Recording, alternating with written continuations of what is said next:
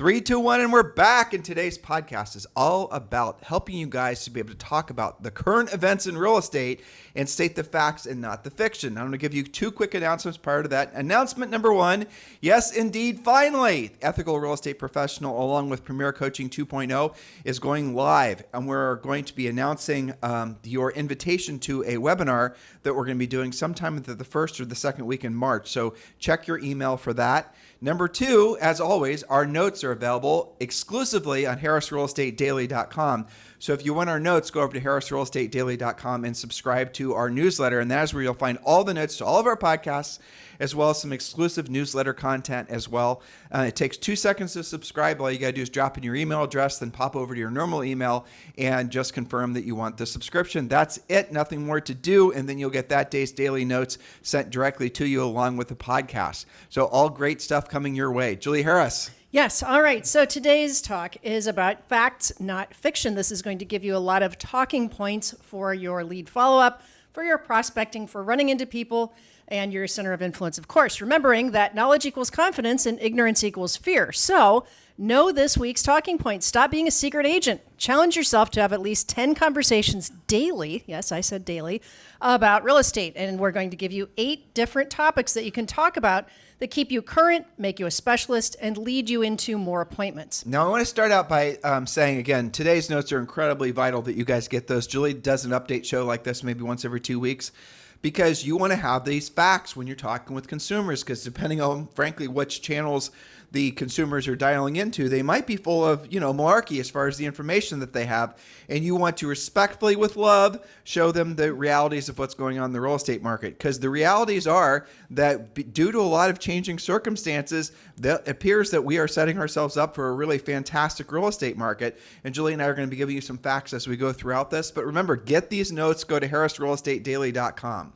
All right, point number 1, rising inventory levels. Many of you have been wishing for more and more inventory for literally years, right? So as of December 2024, now why do we use that? Because that was the end of the reporting for last year. We're not all the way through first quarter, so this is actually as updated as it gets. As of December 2024, active home listings reached 871,509, marking a 22% increase from December of 2023. Now, for comparison, remember that back during the pandemic years, we got as low as only 240,000 active listings. So this is significantly higher. However, even though it's up almost to 900,000, this figure remains approximately 16% lower than December of 2019 levels, when active listings stood over 1 million. Now, why do we always go back? You hear economists, you hear a lot of people reporting back to 2019. That's the last year that was deemed somewhat normal, because it wasn't a pandemic year, and it wasn't like a recovery year. Well, I'm looking at your notes, and it's worth mentioning. I think this is the 5th straight week or something like that where interest rates on 30-year fixed are below 7%.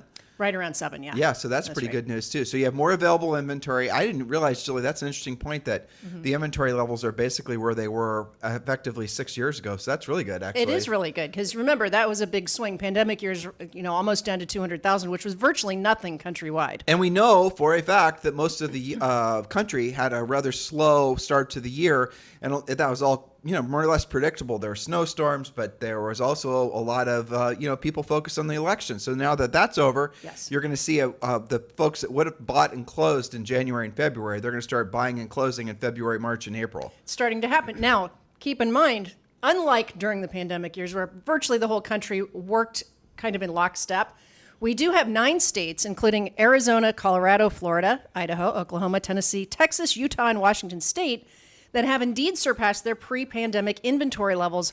In those states, buyers in those regions, they have more options. Now, also note to self, guess what was not on that list, curiously? Washington, D.C. There were some reports. Remember, our theme here is facts, not fiction. Well, but this goes to my earlier point, Julie. This is a really good thing you mentioned, because if you look at, hold on. But yeah, so if you're watching CNN, MSNBC, and maybe even your local newspaper, they're talking about Washington, D.C. having this huge increase in inventory of homes for sale, and it's just not true. Julie and I knew it wasn't true when they started reporting on this like a month ago, because we have a lot of coaching clients in those markets in Northern Virginia, and they weren't saying it was an unusually large increase in homes for sale. That is a bunch of propagandized garbage. Yes, so make speculation. Sure, again, and so if you are, dealing with folks and their heads are full of that misinformation, this is a good opportunity for you to sprinkle a little bit of truth dust on them. Yes, keeping in mind that, yes, you're going to hear, and it is true, that more than 77,000 government employees and government-related people have been downsized, let go, or voluntarily resigned. But that is not all concentrated in Washington, D.C. Yes, D.C., Maryland, Baltimore area has a higher concentration, but we've got coaching clients that were affected as far as Washington State. So, grain of salt with all those types of headlines. All right, point number 2, regional inventory variations. Florida and Texas now account for 30% of the nation's active listings. That's amazing. Florida and Texas together, right? Well, but hover there. Why would that be true?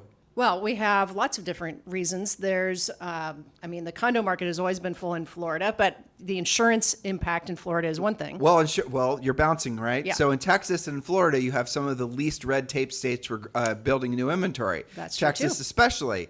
And so in Florida, despite the hurricanes, got its act together, and the insurance issue that you're seeing in California for homeowners insurance isn't really a problem in Florida. So, Florida and Texas continually lead the country for areas to consider as your home if you're not living there already. That is for sure. That's right. And remember that those are warmer states that do tend to do better in the winter. When people from Canada want to move, the inventory does typically go up a little bit higher in the south during the winter. In contrast, many northeastern and midwestern states continue to experience significantly lower inventory levels, highlighting the importance of localized market strategies. Remember, of course, real estate is local. Monitor your own MLS hot sheets and Altos Research, and HousingWire has a great housing tracker. Not everywhere in the country, nor everywhere in your city, acts the same. A lot of agents who are not, listening to us talk about national information, you might be thinking, well, how is this relevant to me? I'll tell you. Because even though you might live in Columbus, Ohio, like where Julie and I sold real estate, you're going to be dealing with a lot of folks that are thinking about moving to Columbus, Ohio. And if you're looking for information to be sharing on social, what's better to share information than, essentially to prove that you're more than just a local agent? Start talking about the national market as well. Not every post, not every share, but certainly showing the fact that you know what's going on in Atlanta, you know what's going on in, Iowa, where these folks might be moving from. That does make you seem a little bit more, I would say, knowledgeable, at the very least professional, I think was a better way of saying it than, say, for example, the local agent only knows their local neighborhood. Yes, absolutely. So knowledge equals confidence, right? Okay, number 3, mortgage rate trends. The December 2024 Consumer Price Index, known as CPI, that report indicated a modest 0.2% month-over-month increase in core inflation, contributing to a decline in an average 30-year mortgage rate, which are about 7.1%. The shift may enhance affordability for prospective buyers. Remember, you can refer to our previous podcast about how to buy down rates and some other alternatives if 7% bothers you. Well, again, Julie, I did see that there was 5 weeks in a row at less than 7%. That's right. That's good. It's a good trend. Good. Well, so let's talk a little bit, and we'll take a side step, and we'll go back on track, okay? Yep. So Fannie and Freddie, in our opinion, is definitely coming out of conservatorship. We won't bore you guys with that if you're not interested in it. But if you are interested in it, let me just share this with you. We did an interview with Keith Jensen on our Friday podcast, I think 2 Fridays ago. So make sure you go and listen to that. And one of the things I was most excited to hear Keith say, several things really, but the main one was that there's going to be a lot more mortgage products, a lot more competition. Fannie and Freddie right now have a lock, essentially. They decide what kind of mortgages that that the servicers and the banks are going to be allowed to issue. They're the ones that decide what the standards are. They're the ones that all these other, sort of monopolistic behaviors that they're able to deploy.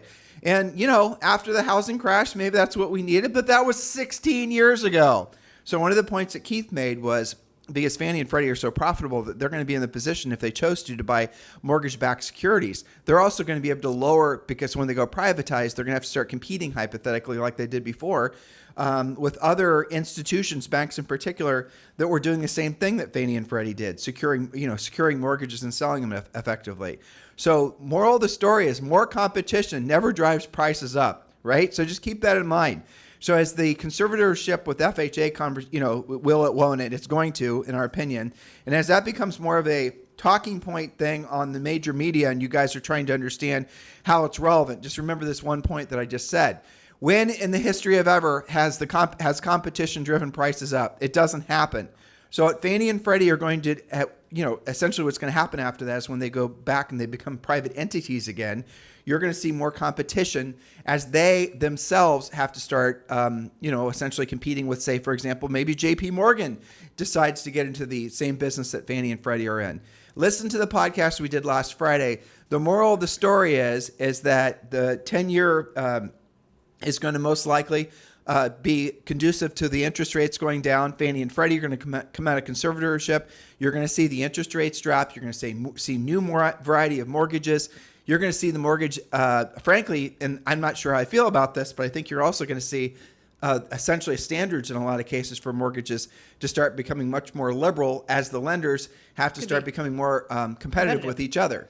That's right. And that does fit nicely, even though that's a bonus point, into our topic today, fact versus fiction, because there are some talking points out there, or headlines at least, that are more fictitious than that. And I'm glad that you mentioned going back to being privatized, because after 16 years, not everybody realized that they were private before this. Yeah. I mean, guys, when Julie and I sold real estate, and when a lot of you listening sold real estate, you had a lot more variety of mortgages that you could help a lot of your borrowers in. And you guys think that, like, there's no real, again, I'm going to say this again. When has more competition caused prices to increase? It's counterintuitive because it just doesn't make sense.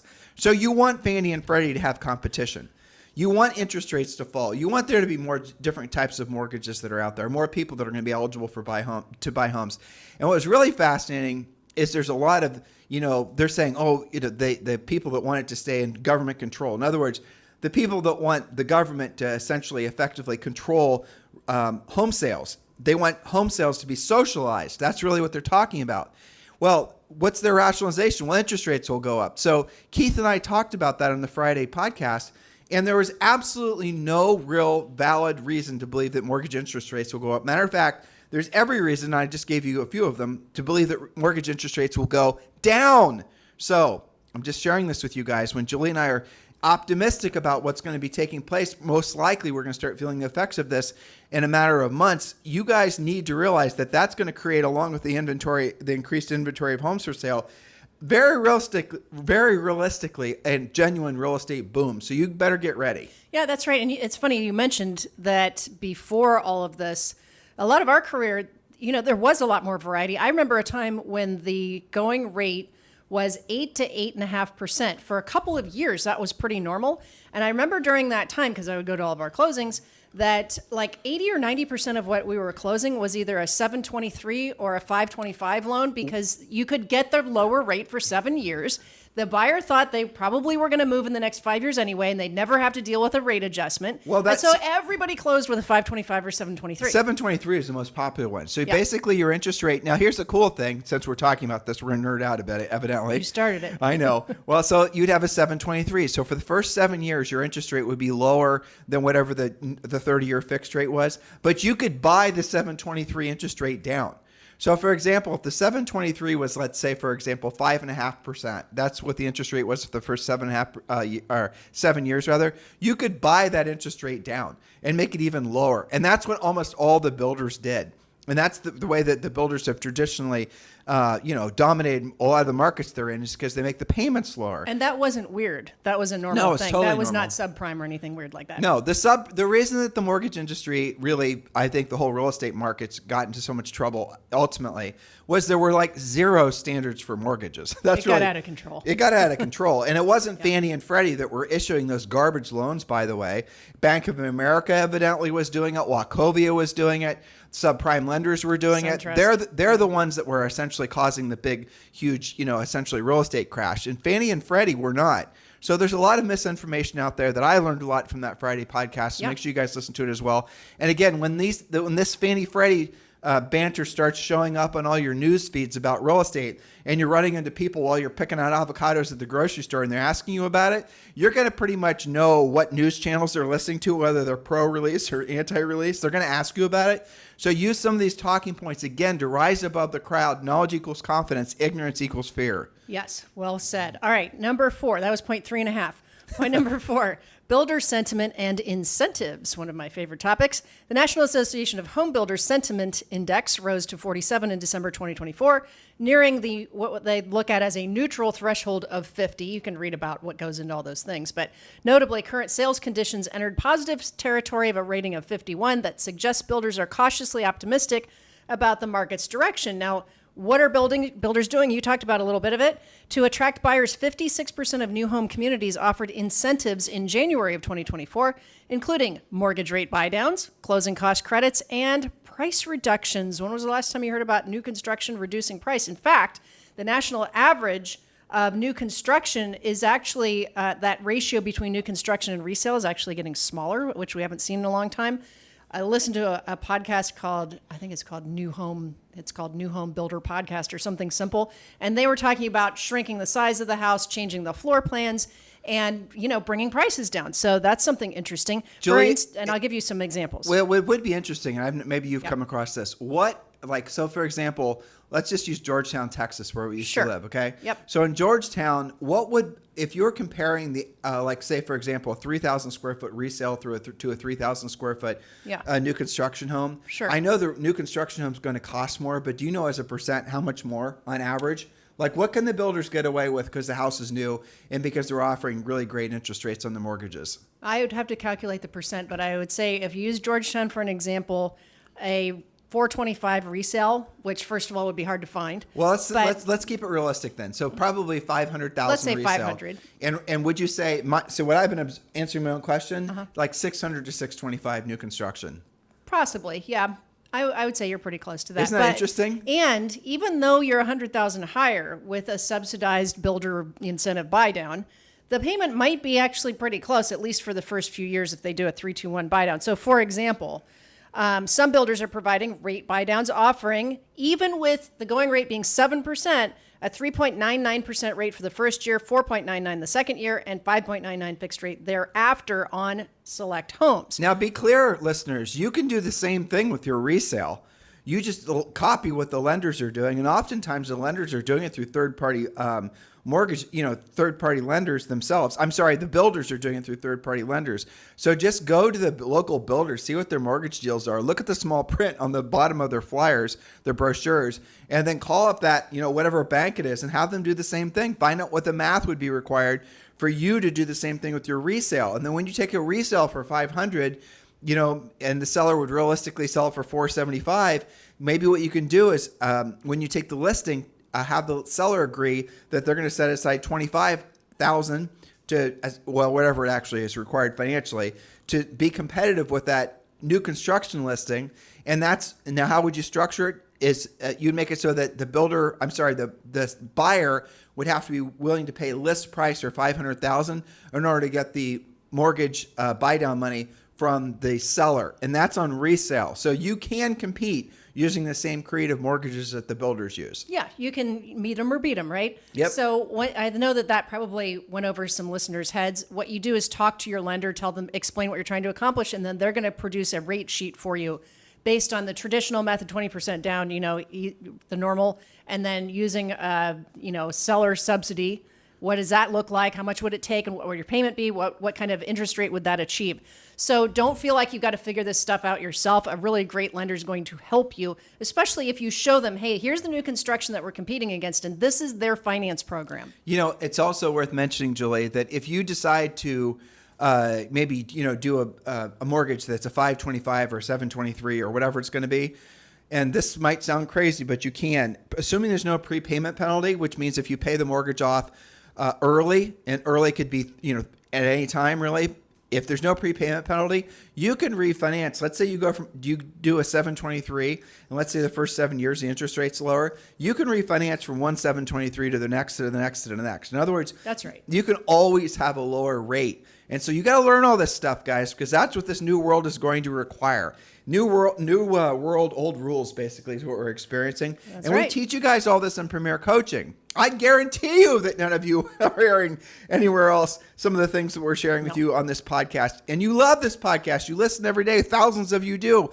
It's the #1 daily podcast for real estate agents in at least the United States. We're 0.05% of all 5 million podcasts in terms of downloads in the world. That's what you're listening to right now. So if you love this podcast, and I know you do, make sure you become a member of Premier Coaching. We made it absolutely no-brainer, painless, simple for you.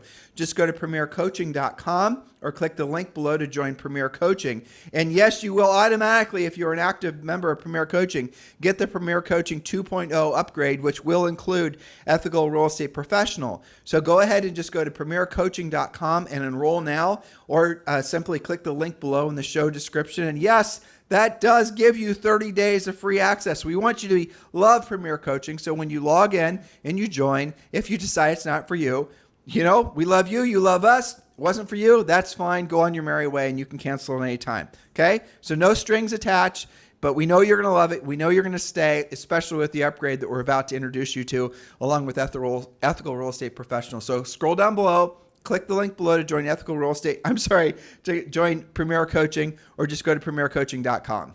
All right. Talking point number 5 is going to sound boring on the surface, but I'll tell you why it matters based on what we're talking about with mortgages.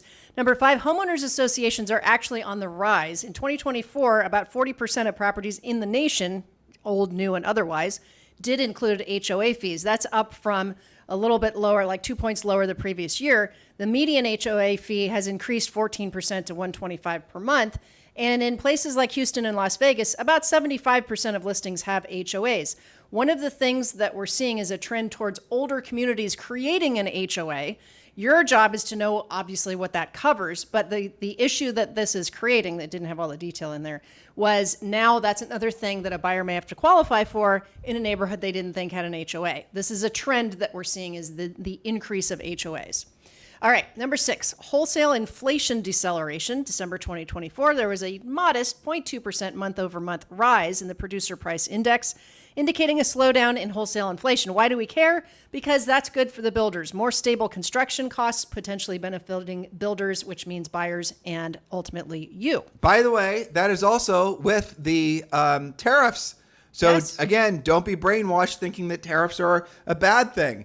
And next time you are believing that tariffs are a bad thing and they're going to cause the zombie apocalypse, do remember that Trump is now talking about making it so that tariffs will replace personal income tax. And he's doing the math on it, even though people are saying it's impossible. Julie and I did do a previous podcast with the help of AI, and we showed you how the math might work for that. So keep your minds open to the possibilities. All right, point number 7, our final one today, navigating local market dynamics. We're going to talk about average days on the market. The average time a property remains on the market varies significantly now between hot and slower markets. Again, a difference from the pandemic where everything acted the same. Nationally, homes typically stayed on the market for about 41 days in January of this year, an increase from 35 days in December 2024. Not really a big deal, right? But for some people, that's panic-inducing because it's not 41 seconds, it's 41 days. In hotter markets like Philadelphia, PA, properties spend an average of 11 days on the market before going pending.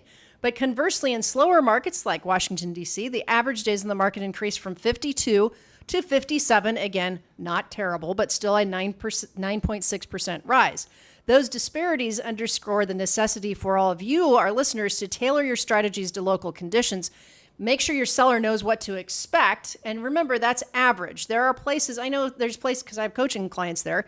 There are places in Texas and Florida, for example, where the average is more like 90 days. If the seller knows what to expect and you know what to expect, you can strategize in a different way than just assuming that things are going to sell overnight with multiple offers. Well, when I heard that with your statistic, first of all, it's like big deal, a few days. Well, I know, because we know it could be worse. Right. Yeah, we've coached agents when it was far worse. But I'll say where the opportunity lies is there's a lot of agents out there that have taken listings in the last 6 months, 4 months, whatever, that did not prepare their sellers for longer days in the market. That's right. And maybe they didn't know, or maybe they're just afraid to tell the seller the truth. Whatever it was, the fact is the sellers are probably growing very frustrated and will most likely fire those current listing agents when the listings are expiring. So just see the opportunity, because it's everywhere, especially in a transitioning market. If we, as Julie and I are fond of saying, the greatest fortunes of men and women are always made during the greatest times of change. And we're definitely in one of those times now. So if you're not feeling optimistic, if you're feeling any way skeptical about the fact that your best days are in front of you,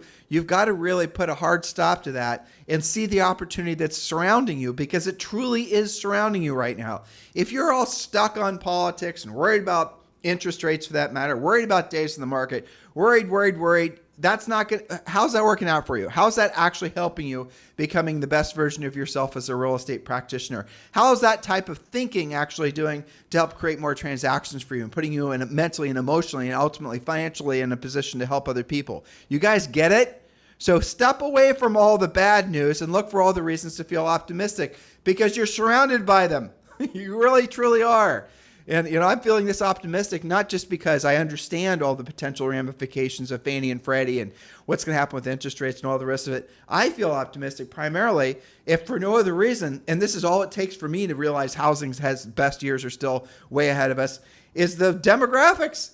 The sheer number of people that are going to want to buy a house over the next 50 years is extraordinary. Yes. And I'm not talking immigrants. I'm talking about baby boomers. I'm talking about I'm talking about all the huge amount of people that are going to want to buy a house. The American dream of owning a home is still very much alive and well. And the number of people, when every survey comes out, asking any age group, again, be careful where you're reading the results of these surveys, because anytime you read a survey result where they say, millennials have given up on ever buying a home, that's not even remotely true, right? It's the same people that are saying, notice what I'm saying here, listeners, it's the same people that says you can be, everyone reaches peak happiness at $75,000 a year. It's the same people that say, millennials never have given up on buying a home. They're just going to spend all their money on experiences. It's the same people that say Fannie and Freddie should stay in conservatorship.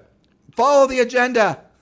They want government control, basically. They don't want you guys to really, truly embrace the fact that most people become millionaires, not because they won the lottery or inherited it. They become millionaires through real estate, and the primary vehicle is their own home. So most first-generation Americans that are millionaires, and it's a vast majority of all single-digit millionaires and even double-digit millionaires, make it from owning real estate in their own principal residence. Does that surprise you? So, the fact is that it's going to remain the American dream because everyone wants to own their home. That's just ingrained in all of us. But it's also one of the greatest wealth creators that, anything has ever created. Well, the ratio is 40-1, Tim. Talk about that. 40 times more wealthy in terms of liquid assets, or, even if you count their equity in their home, a homeowner is 40 times more wealthy than a renter is. Why? It's funny how much people say, oh no, the interest rates are 7%. Well, when you are renting, it's 100% interest. You're saving nothing. You're literally kissing your money goodbye. And yet nobody gets worried about that, right? If you have any question as to the demand still being stronger than the supply, all you have to do is 9 out of 10 times, go to any open house. I talk to agents all week, every week, and the coaches, and you're still getting really great traffic to your open houses. And that's just people looking for open houses. That's not even people looking online right now as we speak. So there are still places, I know there's a lot of places where you're still getting multiple offers. Well, the point is, what I'm trying to hopefully help you guys, vibe with what I'm trying to say is that if you're not, you have to be feeling optimistic. You have to be realizing that your best days are ahead of you. You have to be realizing that you are in the right place at the right time, selling the right exact product. You just are. That's just the truth. Your real estate license was the smartest thing. Getting that was the smartest thing you probably ever done. So congratulations, go you. Now make this your best year ever. Or make this the continuation of a long series of best years ever with like a lot of our coaching clients. Or make this the launching pad for your new real estate career. But you have to say, damn it, I'm going to do it no matter what. And if you're not feeling that level of energy and enthusiasm, you have to intentionally separate yourself from whatever basically is making you feel not optimistic or skeptical or fearful. Just purge all that crap from your mind and from your life. And then again, start locking in to the fact that you are indeed in a very blessed place in your life. Make the most of it. That's right. If it's meant to be, it's up to me. That's the only thing you should be telling yourself all day long. So your homework, as we said at the top of this podcast, talk to at least 10 people a day about real estate. You can't say that you have nothing to talk about, and you can't say that you don't have the facts, because that's why we do a podcast like this about every 2 weeks to keep you up to speed. And get the notes. Go to harrisrealestatedaily.com and get our notes at harrisrealestatedaily.com. Have a fantastic day. We'll talk with you on the show tomorrow.